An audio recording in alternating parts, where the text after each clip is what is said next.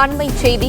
புதிய bus pass வழங்கும் வரை பழைய பஸ் பாஸை காட்டி மாணவர்கள் பேருந்துகளில் இலவச பயணம் மேற்கொள்ளலாம் என போக்குவரத்து துறை அறிவித்திருக்கிறது.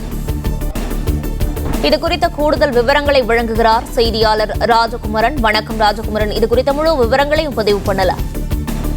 ஜூன் 6ஆம் தேதி தமிழகம் முழுவதும் பள்ளிகள் மீண்டும் திறக்கப்பட இருக்கின்றன.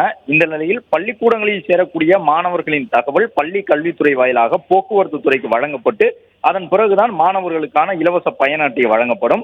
அந்த குறிப்பிட்ட காலமுறை, அதாவது மாணவர்களுக்கு புதிதாக அடுத்த கல்வி ஆண்டில் புதிய பேருந்து இலவச பயண அட்டை வழங்கப்படுவதற்கு முன்பாக மாணவர்கள் ஏற்கனவே தங்கள் வசம் இருக்கக்கூடிய கடந்த ஆண்டு போக்குவரத்து துறை சார்பாக வழங்கப்பட்ட பஸ் பாஸ்களை காட்டி பேருந்துகளில் இலவசமாக பயணம் செய்யலாம் என்று போக்குவரத்து துறை சார்பில் தெரிவித்திருக்கின்றார்கள்.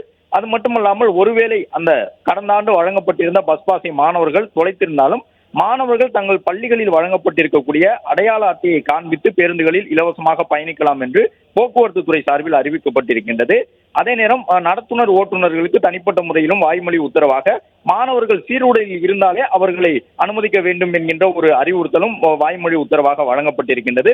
புதிய பஸ் பாஸ் என்று சொல்லப்படக்கூடிய அந்த இலவச பயண அட்டை வழங்குவதற்கு முன்பாக மாணவர்கள் இவ்வாறு தங்களுடைய பழைய பஸ் பாஸை காட்டி பயணம் செய்து கொள்ளலாம் எனவும், மாணவர்களுக்கு இந்த கல்வி ஆண்டில் விரைந்து பஸ் பாஸ் வழங்குவதற்கான நடவடிக்கைகளை மேற்கொள்ள இருப்பதாகவும் போக்குவரத்து கழகம் சார்பில் தெரிவித்துள்ளனர்.